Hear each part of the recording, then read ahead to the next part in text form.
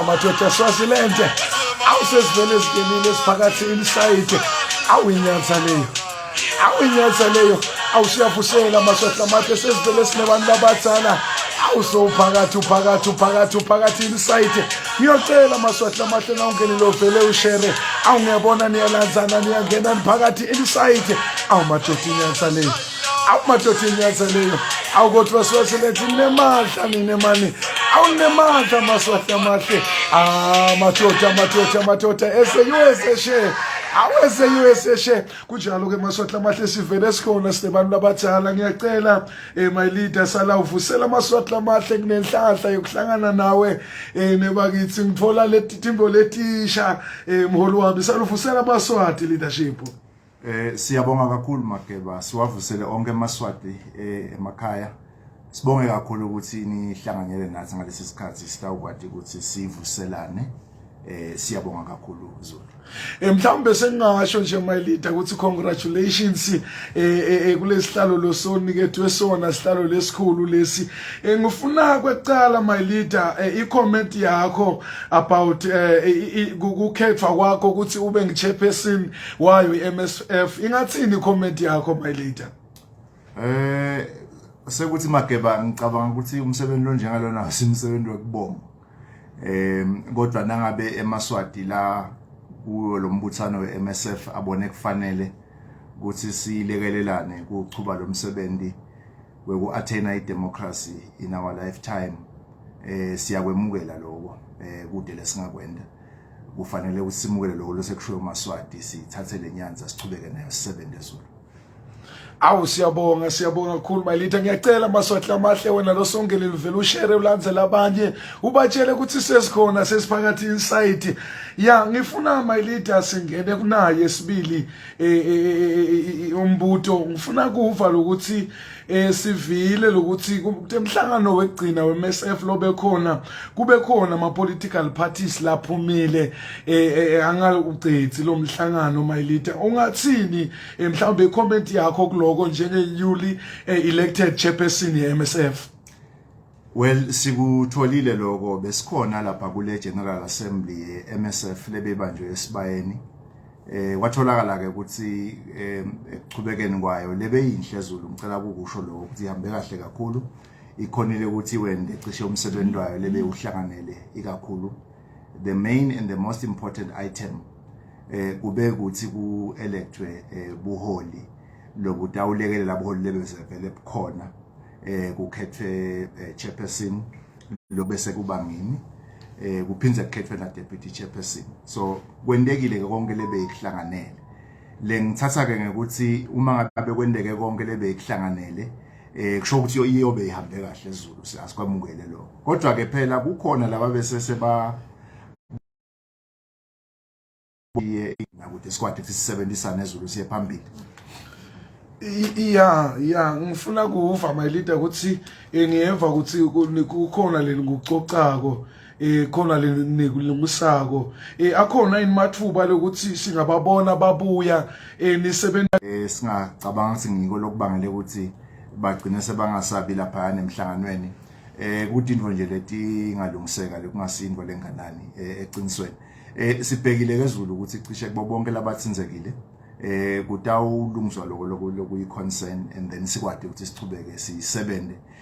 Lo msebenzi lesibhekene nawo Zulu nemaswahla amahle ngingachaza nje ukuthi ngumsebenzi lomkhulu kunathi sonke lokufuna ukuthi siubeke above our petty interests noma ngabe ngema concerns la kanjani sikulungise kude sitokwade ukuthi sithwale umsebenzi ongalo emaswahla abheke siwende size siphumelele kwendeni kwethu. Kuyavakala my leader. Ngifuna singene kunayi elenye leadership kuthumela ukuthi i-MSF vele inhlangano yephudemo my leader ngeke sikubalekele lokho bayakusho labanyenti ngifuna kuva ukuthi wena lapho izathini i-comment yakho kulowo mbuto kuleyo nkulumo my leader.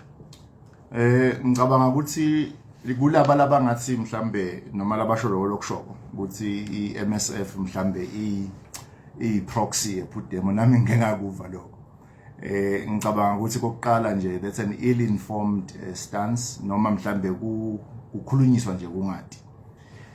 Liqiniso lithi iMSF inhlanganisela yadotonke inhlangano letikhona lelisebenza kweeveni lelisebenza indzaba tepolitiki leliphindze lisebente indzaba yenhlala kahle leliphindze lisebente indzaba yetisebenzi nabo bonke nje labakhona kuma civic society organizations. Lesithatha ngekuthi ke uma ninhlanganisela lengako lenemalunga landlula lebo 25 akwati ukuthi onke lawo ma organizations lawo kungaba ma organizations ephudemo. So alikho liqiniso lawo. Yebo kona iphudemo phela ikhona as part of iMSF enemalunga ayo aya participate kuMSF. Labanye babo futhi baba holi kuyo iMSF. Ngicabanga ukuthi akusilo licala lokho ngoba phela abasebenta nalabanye. Mina nje njengama ngisilo lilunga lephudemo. Lengithatha ngekuthi ke mhlambe ukukhuluma kabi nje labanye abantu lesisebenzisana nabo noma inhlangano lesisebenzisana nato kuyo iMSF. So there is no truth to those allegations. Inhlanganisela inhlangano tonke letikhona eSwatini noma letiningi letikhona eSwatini letisebenta kuleti inhlaka lesengitibalile eMfokazulu. Ya kulana umbuto lovelako la my leader lengifuna ukuthi mhlawumbe singawuchecka my leader uthi lona Zulu ngicela umbutele kutemeli lapho ku chairperson wethu lomusha kuthi iswalimo ize iphume lapha kulomhlangano. What was their concern? Angathi ukuthi can we attend to that my leader? No, in terms of the report that I received, you will remember Zulu ukuthi ngenxa yale banning order against me which is both immoral and illegal. Angikwatanga ukuthi ngibe sesibayeni physically kodwa ngakwade ukuthi ngijoin the proceedings online. So ngekwati kwami lokhu lebe sikubhalile sakubhalela iswalimo bekuyimizamo yethu phela amageba kwati ukuthi ngesikhathi senishiya le assembly ngalesihlanu nayishiya ngasiphi isizathu nane ukuthi lokuyishiya kweni assembly kufuna ukuthi sikuthathe ngokuthi kusho ukuthini. Uma ngabe ke kukhona lokungema concerns noma lokungema issues lebe nifisa ukuthi ngabe siyaku attend kuyini so that we can deal with it. So insofar as le question lo ibutako noma lo mlalela ibutako ukuthi yini lokwabangela lokho ngicabanga ukuthi iswalimo ngiyo lengaba best placed ukuphendula lokho ngoba nathi sigcine singasalitholanga lithuba le ukuthi isitshele ukuthi kwabangelwa yini ngoba kube besatile ezulu besitawukwati ukuthi then bese sesiyaku attend siyakulungisa kuqhutsheke kusetshenziswe phambili. So ngalama fisha nje ngathi asati phandle kokuthi ke because phela ema events abese sayaqhubeka igcine iswalimo sayi withdraw from iMSF ngetizathu ke leti balile. Ngiyacabanga silabanye basibonile statement sayo lapho na ikhuluma ngebullying, ikhuluma ngeintimidation, ikhuluma nangehumiliation. But ke lengingakusho Zulu kulula kuvele ulist emagama etinto lothi uyentiyenteka kuwe uma ungaprovidanga ama details akho ukuthi now ukuthi you are being humiliated usho ukuthini, you are being bullied usho ukuthini, nini ubulishwa ngibani nabani bakubulisha ngekuthini, bakuhumiliate ngekuthini, then what is there to deal with? So I think it's unfortunate but that is where we are. Yeah, usakhuluma leyo my leader as the new chairperson MSF. What is your comment about Swalimo's withdrawal from MSF? Itsini comment yakho lapho my leader. First of all, I don't think there was a need for Swalimo to withdraw. But of course, I cannot speak for Swalimo's leadership. Neither can I speak for the membership here, Swalimo. But for me, as an incoming chairperson, and having heard the reasons for the withdrawal, it is unfortunate. That's the decision that they have taken. I don't think there was a need to withdraw if I look at the reasons. Njengoba besengishilo ukuthi ngingishemen lo fika manje ngifike idola ngacatha ngishona eliviki. So I have no doubt in my mind ukuthi some of the issues, if not all, lokuthiwa abesizathu sekusibagcine baphumele, we could deal with those things.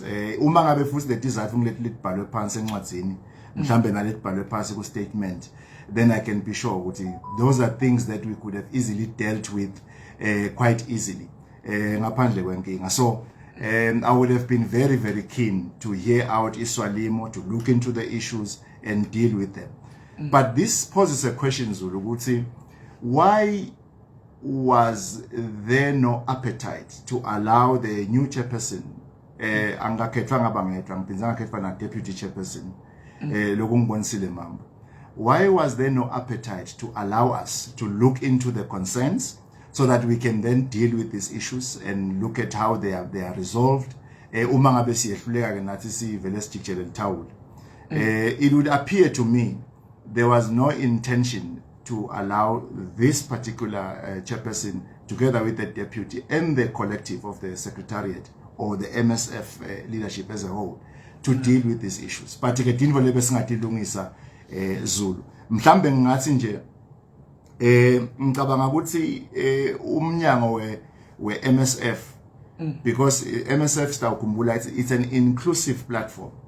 Le faka phakathi tonke inhlangano njengoba bese ngibalile, le hlose ukuthi ithi to deepen the political understanding, as well as to bring on board a wide spectrum of NGOs, the civic society organizations, political parties, bonke labafuna inkululeko yeMaswati. Le ngicabanga sinangabeke Iswalimo ifuna inkululeko yeMaswati njengoba ishilo ukuthi iyayifuna, nami ngibathi basho njalo, nebaholi bayo ngibathi basho njalo. Umnyango weMSF usavulekile, they can just come back anytime, and then singabona ukuthi kulungiswa kanjani. So as far as I am concerned, and as I remain a chairperson, that door will remain open. Because le tinto ekukhulunywa ngato lebe kuthiwa inkinga, we can deal with those things without a doubt. We can deal with those things. Chairperson, now you can deal with those things.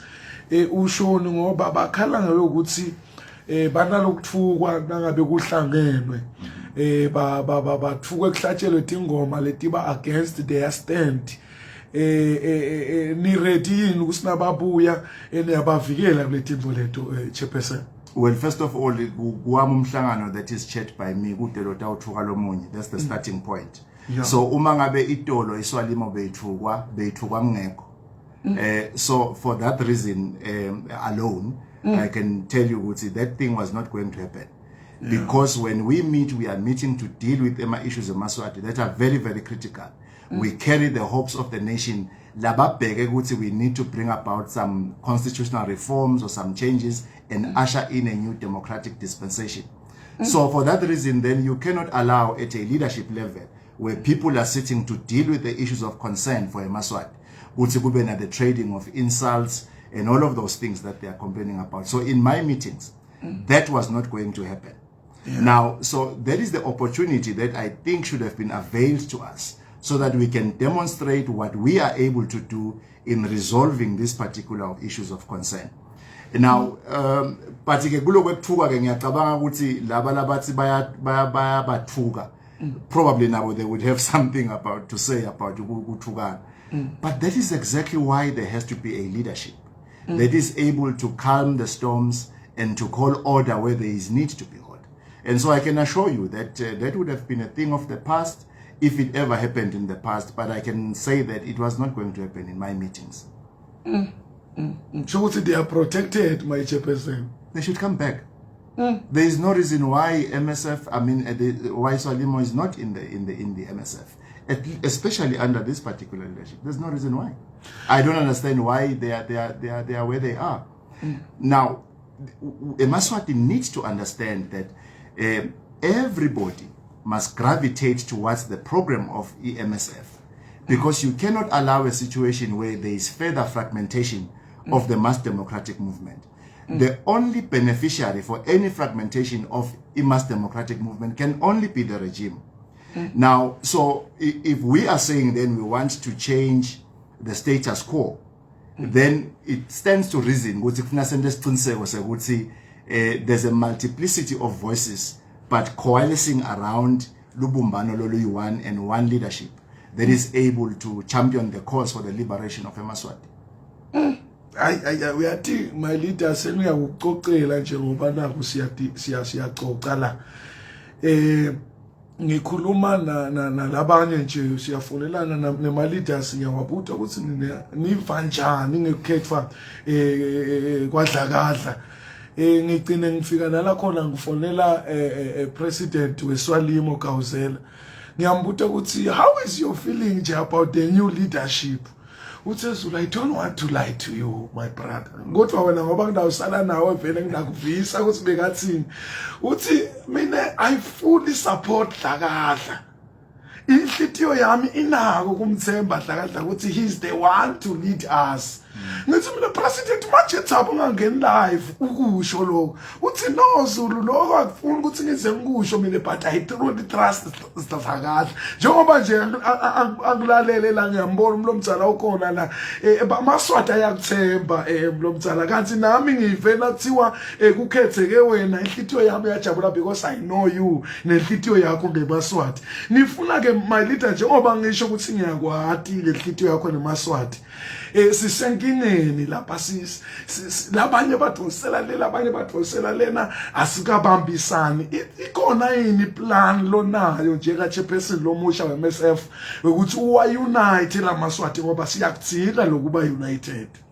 Okay, ngiyaqala mhlambe kulokushoko lokushuka ngomhlonishwa Gauzela loku exile lomunye wabaholi lesebenzela ukuthi bakwadi kubuyela eSwatini bangalengelwa inkemba futhi bangalengelwa namacala labangakawenti. Umbuso uyati ukuthi Gauzela is innocent, Gauzela kanacala, Gauzela kufanele singabe usekhaya eSwatini nemndeni wakhe. Gauzela watithola sekaphumile eParliament ngalokho ngekemthethweni. So angithi ke Mageba ngiyakuva lokushoko lokuthi kushiwo ngumhlonishwa. Mina lengingakusho nje ngathi kumalungu eSwalimo naku uZulu uyawatshela ukuthi umholi wawo uthini. Umholi weSwalimo utshela Zulu nami ngivanga Zulu uthi he has confidence in the leadership of the incoming chairperson of the MSF lokungini isicelo Mngometulu. So sekungaba kuwo ke malunga ukuthi athini ngalokho lokusho president akuthatha ayakuhlatiya ayakusebenta endanjani ngawo kuyaphambili. Mngometulu sowushilo ukuthi iMSF umnyango wawo savulekile kubo bonke laba stage i-walkout including iSwalimo leseyibe seyibhala incwadi yoku withdraw from iMSF. So siyakubonga ke lokusho ngumnguni. But ke ngicabanga ukuthi maybe further to answer your question Mageba. The reality of the situation is that siyatsingana sonke sine lesithi we are advocating for a transition into a democratic Swaziland. Uma ngabe politics Zulu, politics is a team sport. Angeke uyidlale ayifani netennis ukuthi uwina wedwa konke ujima wedwa konke wenda wedwa. It's a team sport.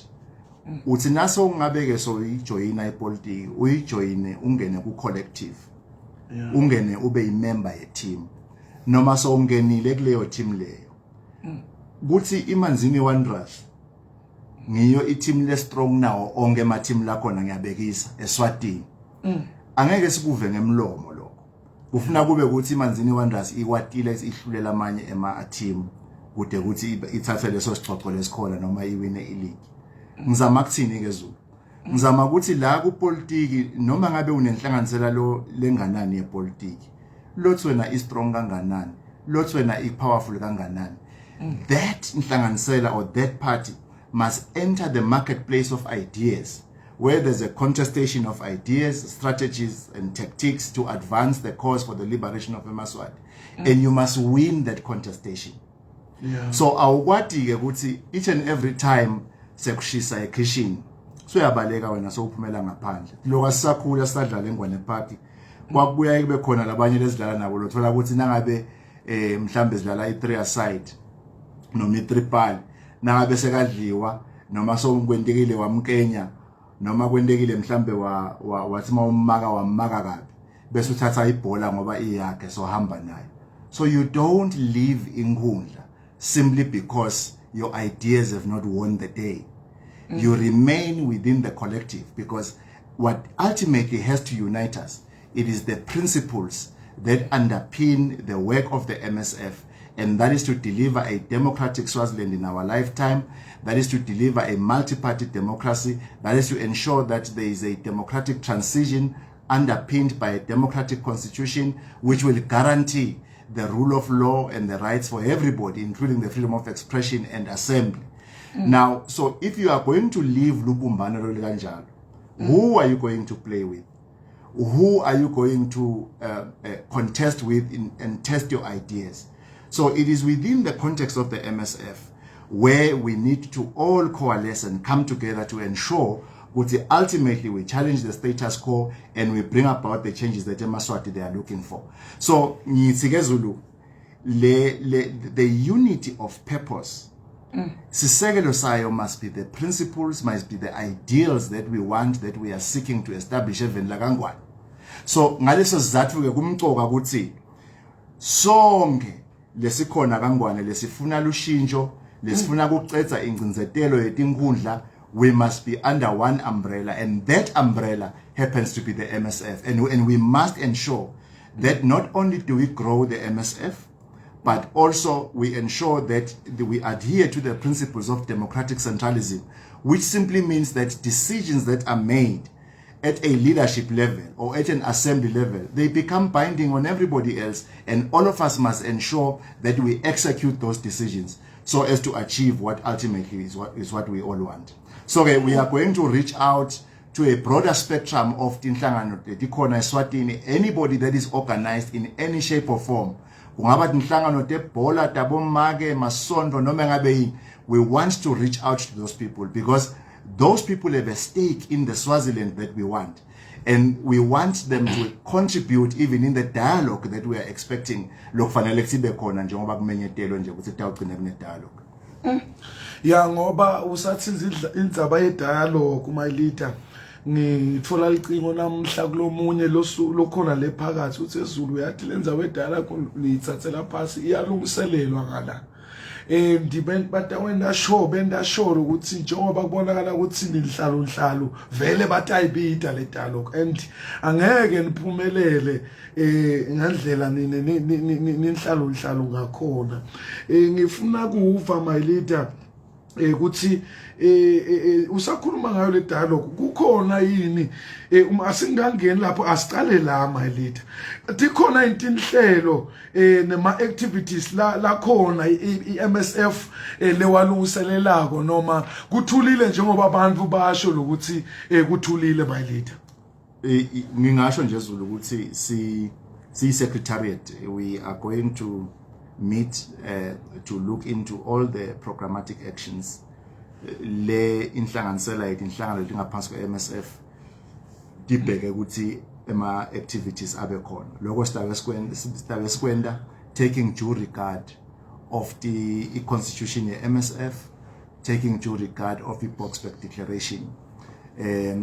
Both the constitution ye MSF and the Boksburg Declaration, those documents are actually a call to action for all members of the MSF. Don't get MSF.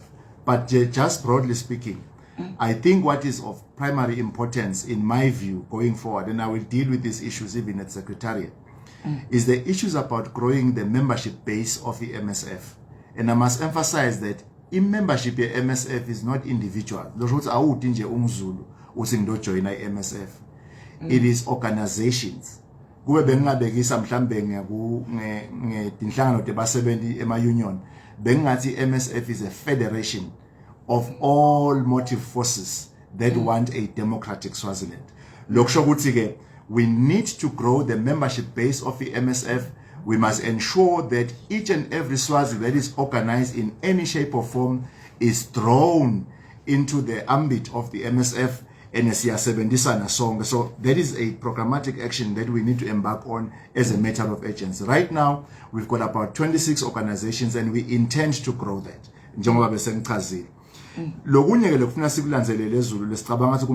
It is a follow-up on the dialogue announcements that have been made. You would recall, Guti, as far as 2 years back, there has been an announcement not only by the government of His Majesty, but also the South African president, who was the chairperson of Troika at the time, Cyril Ramaphosa. There has been an announcement again by the current chairperson of Troika, which is the Namibian president, Guti kutaba dialogue kangwane. Not only that, but the government on Swaziland is on record and has announced Guti kutaba dialogue on more than one occasion. And they've allocated a budget on 2 financial years, including the financial year Lesgi. And for the first time this year, Zulu, some few weeks back, the king himself has pronounced Guti kutaba dialogue. So what is of importance to us, it is to follow up on those commitments so that we give meat to those commitments, in the sense that we must understand programmatically when is what starting and how is this dialogue exercise going to be configured, and what are the applicable terms of reference that will be applicable bullet dialogue, and what is the shape and form that this dialogue is going to take. I must emphasize that what we are looking for is not merely a Vusela exercise where bantu batawubitela etibayeni noma etinkundleni noma kuboshifu and so on. We are looking for a dialogue between 2 protagonists.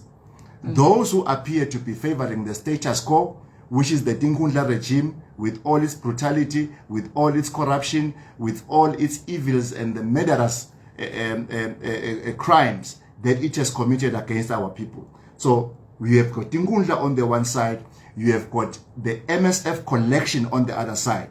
And the MSF in this particular instance is a leader of the mass democratic movement, and it must remain that way.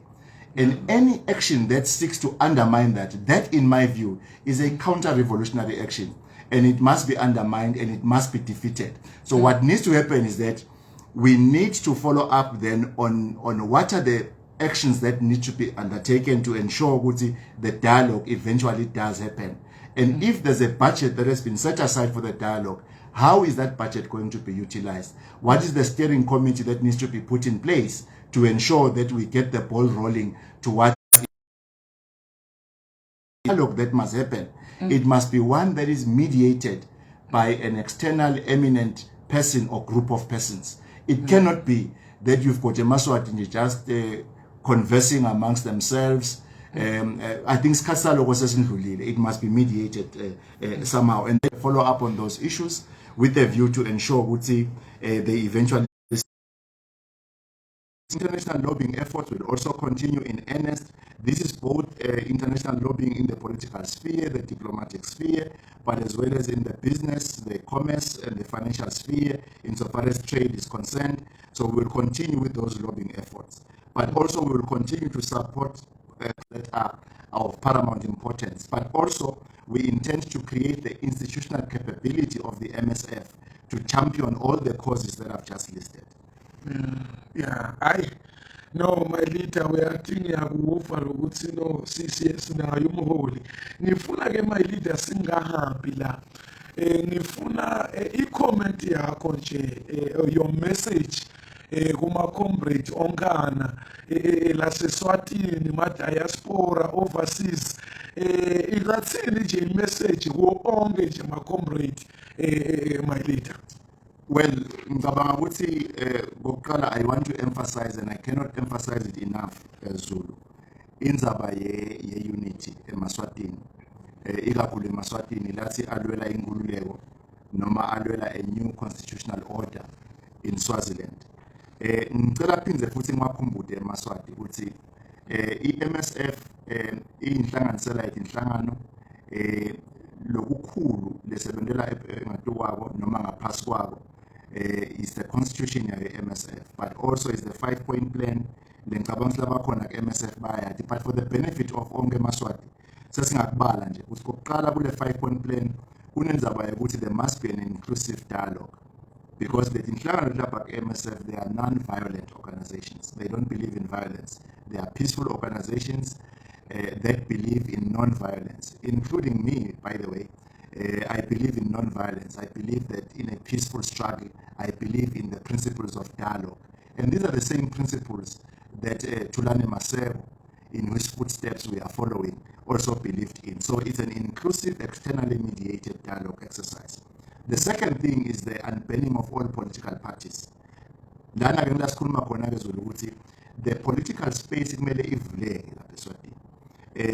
Kungabi ukuthi nje ipolitiki isetshenzwa ngale ndlela esetshenzwa ngayo la khona uma khona as an individual uvotelwe uhambe eParliament awuna manifesto awunani, no one can hold you accountable to anything. So we are calling for the unbanning of political parties, and we are unapologetic about that. It must happen. Political parties must be unbanned in Swaziland. And in the not so distant future, political parties will form a government in Swaziland, without a doubt. That is going to happen. The other thing is that there has to be, during the dialogue exercise, ne interim government ultimately. Letawubona ukuthi ibuke ema-affairs elive. Wazi kusalungiswa i-constitution lensha, wazi kusalungiselwa ukuthi kube nema-free and fair democratic elections under a new democratic constitution. So-ke ngilokunye lokusetshenziswa kwako lo. Nawo-ke ama-elections, lama-elections lakhona manje eZulu. Ngiyathi ukuthi kukhona those who are in the mass democratic movement labathi bafuna kuyozama bangene eParliament. Mina ngingabakhumbuza nje sibabokhumbula ukuthi kuyangani igawuzela angabi sekhaya njengamanje. Kuyangani baqede namthandeni abekho nemindeni yabo njengoba sikhuluma njengamanje. Eveni Zulu la khona konke lenikwendako kunemuntu munye that is above the law. Lo ngafike akuchithe konke ngebunjalo bakho ugunyatwa i-constitution ukuthi akwende lokho. Lokuyinkosi Mswati wesithathu. You cannot say you have a parliament because noma ningangena nibe ngu-59 nifike nivote nithi nifuna kushintsha i-constitution. Afike athi yena nguvumu lo usowucethile nje. Angeke umise enkantolo noma ungamise enkantolo kude nalethi inkantolo ditawuvele zicheme naye. So what purpose does it serve to go to parliament? In any event, what is it that going to parliament is going to teach us that we don't already know? So we have got real live and real-time examples. I'm saying my clients baqede emthandeni njengoba kusebusika nje balapha ejele kumathapha. Gawuzela akekho la. Is on exile. And konke lokwabangelwa ukuthi wahamba waya eParliament wafike wenda lokufunwa ngulamaswati. So I am saying kulabo labatawuvotelwa nangabe batakwenda lokwento angibaqede namthandeni nagawuzela ngibafisela inhlanhla siyabasekela sebangekhathi. Uma ngabe kwehlulekile futhi ngicabanga ukuthi ababuye sitosebenzisana ngendlela lesicetha kuchaza ngayo nangalezinye indlela lesitawuba nato ukuthi sibambisane sisebenzane. There is no government, there is no constitutional change that you can bring through iParliament yamswati. iParliament yakangwane inemuntu inemnikati. Ngumnikati wayo lo show ukuthi nguphi umthetho lengifunako nguphi umthetho lengafuni. It's an absolute waste of time and resources. So but-ke sekwendekile Zulu sebadecide ukuthi baya elikhethweni. Mina kubebekuya ngami there's absolutely no need. If baqede namthandeni basejele, there is no need to go to parliament. Hayi ngiyakuva my leader sengifuna sivalelise leadership. Ungathi nje sovalelise eMaswatini magama akho ekuvalelisa namuhla my leader. Awukodwa sinayo umula kuwedlakadla siyakuthanda my leader siyakuthemba futhi sihole edlakadla sibakho. Ungathi my leader sovalelisa. Siyabonga Zulu nami siyanithanda siyawathanda eMaswati. Lokhu lesikwendako lesingenele Zulu, we could have chosen not to do it. We are doing it for the love of eMaswati. And it comes at a great personal sacrifice to some of us and many of the leaders that are now in exile. Many exiled for reasons langa understanding. Lebe singakucela uhulumende lokhona leligama lecela ngesingisi bathi demand. Yeah. Not request but a demand. Besingathi as part of a confidence building exercise noma indlela yokwakha ukuthembana besingacela ukuthi the MPs lalapha ejele they must be released. Gawuzela must return knowing ukuthi akalengelwa inkemba noma akalengelwa amacala. Simfuna ekhaya Gawuzela. Simfuna abuyile. Ayilide iswalimo aseswatini. So that would be part of the indlela yokwakha ukuthembana phakathi kwethu even as we prepare for the dialogue exercise. So there can be no dialogue as long as the 3 MPs are not with their families. And ngifuna ukucela emaswatini lo ningaluthwa lide. Indzaba yokuthi kusize sifike la sikhona khona ema petition nako konke, it was being championed in the main by the 3 MPs. Let us not sell them out by being part of processes which were championed by them. And then isichubeke silanzelele leto tinto labati championisha basesengala. Lebe bathi lwela basesengala. Bese thina sesiyavuma ukuchubeka sikusebenzele nabangekho. We should not allow a situation where anything happens bogawuzela namthandeni nabacethe basejele. That's the starting point. This also applies to all the political prisoners. Labanye lababoshwe lo nyaka, labanye lababoshwe eminyaka endlulile. Le nge-frustration, the TV space must be opened up so that emaswati they can contest around ideas. And that is what must happen in a democratic state. But also that is what must happen as part of building confidence amongst ourselves. Lokunye ke kunebantu labalengelwa macala labafunwako labadingelwako labulala amaswati labelungu lebe bavele balwa bangafuni ukuthi South Africa ikhululeke lese babulale abantu sebagcine baniketwa ne-citizenship yakangwane. Mina ngatalwa eSwatini ngakhulela eNgwane Park, angikwati ke eSwatini, but belungu labaphuma le-Europe bayajangaza eSwatini bona ba-free, bayakwati sibende noma ngabe labafuna kenda even in my motherland. So we think all of that needs to stop. But also the unannounced state of emergency that is existing in Swaziland, kumele siphele Zulu. Because everywhere you go, uhlangana nemasotsha, uhlangana nemaphoyisa, noma ngabe ngini, that's a state of emergency. Let's have a declaration. All of that needs to end as part of a confidence building exercise. Ukuthi sikwade ukuthi sithembane and ultimately sibe setafuleni.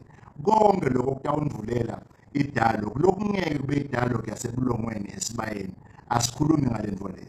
Sikhuluma nge-dialogue ya-boardroom. Lapho nasihleli khona as equals. Sihloniphana singathelelani. So that is what we are talking about, and that is what we are agitating for. So siyacela ke ukuthi part of what we will be doing as we going forward, we are going to emphasize indaba ye-unity. Siyacela ukuthi uwehle lo msindo wekuthukana and the trading of insults, but kudlange i-debate on substantive issues that will help us to take the struggle forward. Because even the quality of the debate ayikho. Ukuthi udawuthi nje nawe uzuthinza indzaba Mngometulu ukuthi impatha ngamuva la esikhulungene ukuthi uchallenge le point esho lo muntu vele hayi ngimthanza kanjalo ungithanza kanjalo ini. Deal with the issues.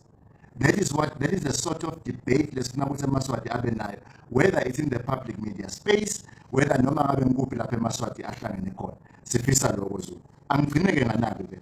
Ngicela nje ku-acknowledge la sendlulisele kukhala kwethu nekuvelana nemndeni wa Comrade Butana Dlamini lolunga leswalimo ngaphinda belunga lesinathi. Sivile ukuthi ubulewe ngendlela le ngacaci kahle ngendlela le khombisa ukuthi kube nesihluku ekufeni kwakhe. We want to say condolences kumndenini wakhe, akwehlanga lingakehli emndenini wakwaDlamini nakuyo iswalimo kanjalo nesinathi. Siphinde ke sibongele i-EFF South Africa lokungilabanye labasupporta kakhulu emzabalazweni waseveni lakangwane kuningi lokutako Mageba lokuhlelwako nayo i-EFF. Siyababongela ke ku-10th anniversary yabo lebe ikhona Saturday emaswati abonile sihambile sakhona kube impumelelo kakhulu. Siphinde ke sibongele namaphathi lachubeka kona kulontshe ama-branch. Siyawabongela lamanye abhiza ayatrainer, there's political education going on. I-CPS nje school, we want to congratulate them. And the Swaziland Unemployed People Movement, siyababongela nabo, they were busy in training and skills and equipping their members. So we appreciate all of those efforts. And in the MSF, that's precisely what we want. And siphinde sibonge ke nabo bonke laba participatile ku protest action yayitolo, something has to give. Siphinde ke sibonge kakhulu kulabo labaqhuka bonke labaholi labahlukunyetwako labahola ikakhulu ku-Labour, lofaka phakathi Sticks Nkambule, lofaka phakathi nekuhlushwa kwakhe Mbonga lesikubonile nekuthi agcina ngasaholi isikhathi lesithe.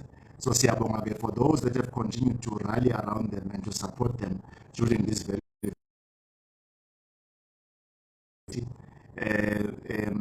il-judge yalibe lenient, and then obviously prosecution it tells you no, this is a serious offense. So we want to go and do what we call mitigation and aggravation submissions. So awusiyabonga kakhulu my leader, siyabonga kakhulu leadership, awusesiyahamba maswahla mahle akuthi ubhayi, awusesihambile swazi